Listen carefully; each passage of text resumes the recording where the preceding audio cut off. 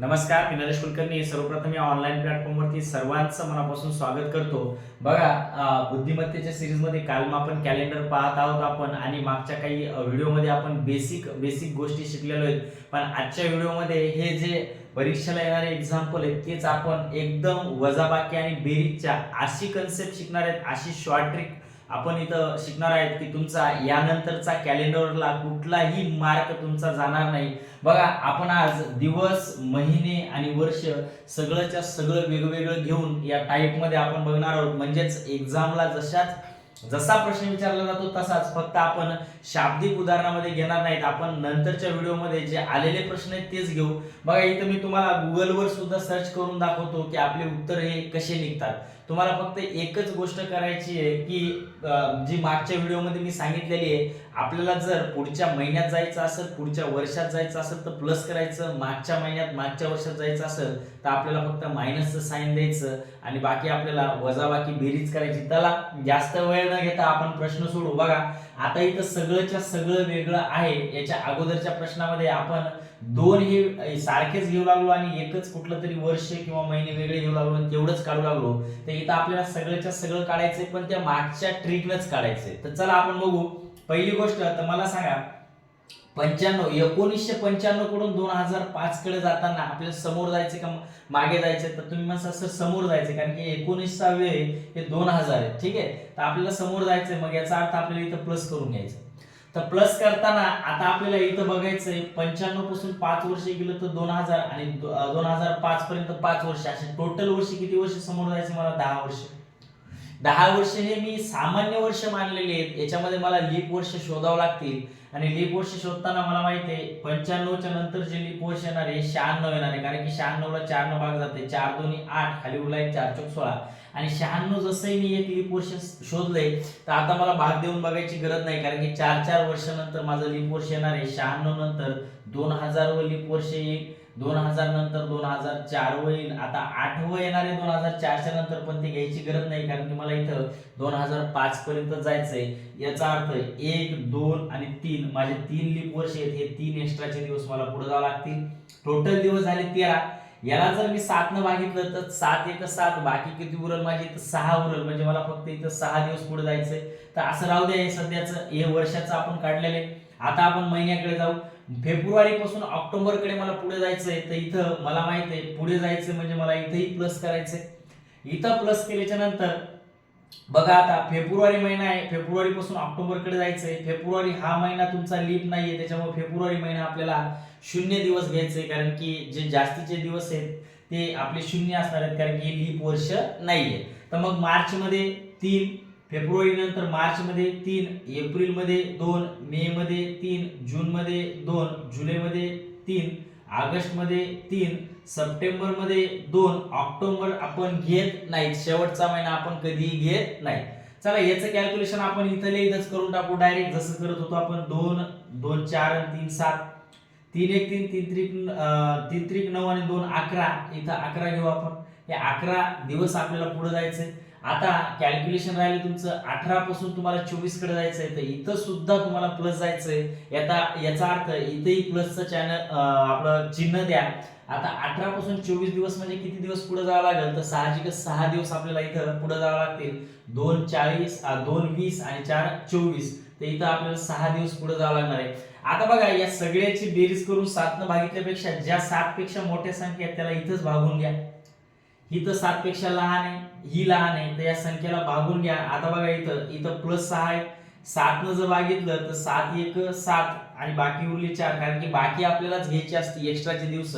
इथं 7 न जर भागितलं तर 7 1 7, बाकी उरल 3 आणि इथं हे 3 जशाला तसे. हे 7 न आपण भागायला समजून घ्या. 7च्या पट्टीमध्ये जे दिवस येणार आहे तो आपला तेच असणार आहे, म्हणून आपण 7 न भागून घेतलंय. जर तुम्ही इथं पाहिलं तर 4 आणि 3 यांची बेरीज होऊन 7 होतील, हे सुद्धा कॅन्सल होतील. तर राहिले 6 आणि 3 9. 9ला जर मी 7 न भागितलं, कारण की 9 राहिले बघा, इथं 3 इथं 6, 9 झाले. आणि जर मी 9ला 7 न भागितलं तर 7 1 7, तर बाकी किती उरल? माझे 2. याचा अर्थ इथं सगळं प्लस असल्यामुळे उत्तर सुद्धा प्लस मध्ये येणार आहे. तर 2 दिवस मला इथून पुढे जायचंय. तर रविवार आणि सोमवार. तर या प्रश्नाचं उत्तर असं सोमवार.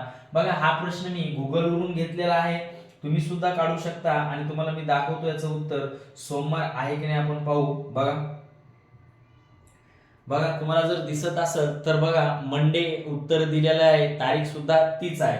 तर चला अजून आपण दुसरे प्रश्न घेऊ आणि तेही आपण काढून बघू. बघा या गुगल वरूनच घेतो म्हणजे आपल्याला टॅली करायला सोपं जाईल. ठीक आहे, चला बघा आता घ्या.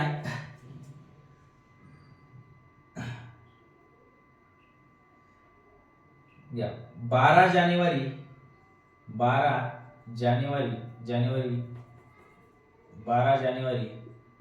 2029 ला शुक्रवार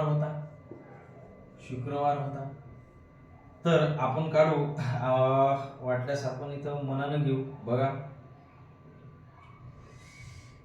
किंवा असं घेऊ आपण 9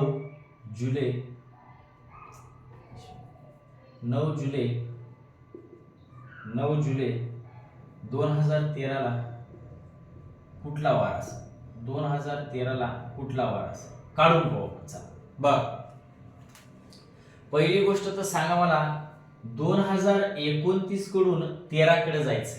2029 कडून कुठं जायचंय आपल्याला 13 कडे जायचं आहे. याचा अर्थ मला सांगा आपल्याला मागे जायचंय का पुढे जायचंय. तर 29 पासून 13 कडे जायचंय याचा अर्थ आपल्याला मागे जायचंय.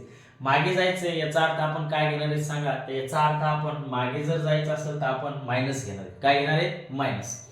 चला मायनस घेतल्याच्या नंतर मला सांगा 29 मधून 13 गेले तर किती. सगळे जर सामान्य वर्ष आपण पकडले तर 9 मधून 3 गेले 6 वर्ष आणि 2 मधून 1 गेले तर 1 वर्ष 16 वर्ष झाले. आता बरं मी इथं 7 न भागून इथं डायरेक्ट 2 घेऊ शकतो का. तर सगळे म्हणणार हो सर, कारण की 7 दोन्ही 14. तर बाकी इथं माझी किती उरली फक्त 2 उरलेली. 16 घेतले काय आणि 2 घेतले काय, एकच दिवस येणार आहे आपला. कारण की 7 आणि 7 14 तेच दिवस येणार आहे, फक्त 2 दिवस आपले ऑड निघणार आहेत. तर इथे मी डायरेक्ट 2 घेतो. ज्यांना नसेल कळत ते 14 घेऊ शकतात. दोन्ही 16 उरले होते आपले, 16 घेऊ शकतात. हे सगळे सामान्य मानलेले आहेत मी. तर आपल्याला 2 दिवस मागे जायचे इतक्या वर्षामध्ये सामान्य मानले. आता याच्यामध्ये मला अजून मागे जावं लागेल. कसं सांगा. तर इथं आपल्याला जे लीप वर्ष आहेत हे आपल्याला शोधावं लागतील आणि तेवढं मागे जावं लागेल. तर आपल्याला लीप वर्ष शोधताना 13 कडूनच 29 कडे जायचं, काही फरक पडत नाही. तर 13 नंतरच जे लीप वर्ष आपलं निघणार आहे, 13 नंतरच जे लीप वर्ष निघणार आहे हे कोणतं असणार आहे आपलं सांगा. 16 ला 4 न भाग जाते. 16 नंतर आपलं असणार आहे 2020 नंतर असणार आहे 24 आणि 2024 नंतर असणार आहे आपलं 28. 4 वर्षाच्या फरकाने लीप वर्ष येतील. याचा अर्थ मला 4 दिवस आणखी हे लीप वर्ष आल्यामुळे एक्स्ट्राच मागे जावं लागणार आहे. ते 4 दिवस टोटल मला 6 दिवस मागे जावं लागणार आहे. ठीक आहे, तर -6 इथं आलेले पा. आता इथं मला सांगा जानेवारी पासून जुलैकडे जायचंय. याचा अर्थ मला प्लस जायचंय. तर आपण जानेवारी कडून जुलैकडे जाताना बघा जानेवारी मध्ये किती दिवस पुढे जातो आपण 3 दिवस जातो. फेब्रुवारी महिन्याचा घेऊ का रे दिवस, तर नाही, कारण की फेब्रुवारी महिना इथं लीप वर्ष नाहीये 29 वालं. तर आपल्याला इथं 0 पकडावं लागेल. मार्च मध्ये 3 दिवस, एप्रिल मध्ये 2 दिवस, मे मध्ये 3 दिवस, जून मध्ये 2 दिवस, जुलै मध्ये आपण जात नाही, शेवटच्या महिन्यामध्ये आपण जात नाही. जुलै पर्यंत आपण जून पर्यंत गेलेलो आहे.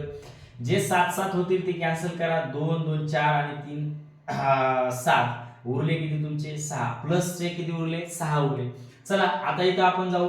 इथं बघा, इथं सांगा मला 12 कडून 9 कडे जायचं, तर इथं सुद्धा मला मायनस जावं लागेल का नाही सांगा. 12 कडून कुठे जायचं मला 9 कडे. याचा अर्थ मला मागे जावं लागेल. किती दिवस मागे जावं लागेल 3 दिवस मागे जावं. किती दिवस मागे जावं लागेल 3 दिवस मागे. चला आता आपण याचं जर कॅल्क्युलेशन केलं तर बघा -2 -4 तर इथं झाले तुमचे -6 आणि हे +6.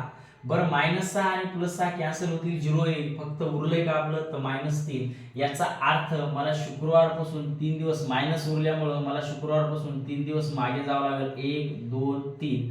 तर शुक्रवारच्या आधी गुरुवार येईल, गुरुवारच्या आधी बुधवार येईल आणि बुधवारच्या आधी मंगळवार येईल. तर या प्रश्नाचं उत्तर आपलं असेल मंगळवार. काय असेल आपलं या प्रश्नाचं उत्तर मंगळवार. आपण चेक करून पाहू गुगलवर काय दिलेलं आहे.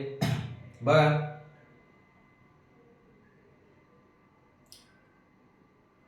तर बघा इथं तुम्हाला दिसत असेल ट्यूजडे याचाच अर्थ मंगळवार हे उत्तर आपल्याला दिलेलं आहे गुगलनं सुद्धा. आणि हे जे वार घेतलेले आहेत मी हे गुगलवरूनच घेतलेले आहेत. तुम्ही अशा प्रकारची घरी बसून प्रॅक्टिस करू शकता. बघा तुम्हाला समजलं असेल. आपण पुढच्या लेक्चरमध्ये जे शाब्दिक उदाहरण एक्झामला आलेले आहेत ते एक्झामला घेणार आहेत. फक्त एक्झामला तुम्हाला काय करतील तर एवढंच तुम्हाला चेंजेस करतील की युवक दिन या दिवशी होता, ऑगस्ट तर स्वातंत्र्य दिन कधी येईल किंवा कामगार दिन या दिवशी होता. म्हणजेच कामगार दिन जर तुम्हाला माहित असेल की 1 तारखेला असते तर तुम्ही 1 मे जे काही वर्ष दिलेलं असेल ते टाकू शकता आणि त्याच्यानुसार आपण याच पद्धतीने त्याची उत्तर काढू शकतो. हे आपण पुढच्या व्हिडिओमध्ये सविस्तर बघणार आहोत. तत्पूर्वी जर व्हिडिओ आवडला असेल तर व्हिडिओला लाईक, शेअर आणि सबस्क्राईब करायला नक्कीच विसरू नका. नवीन व्हिडिओसह लवकरच भेटू. तोपर्यंत धन्यवाद.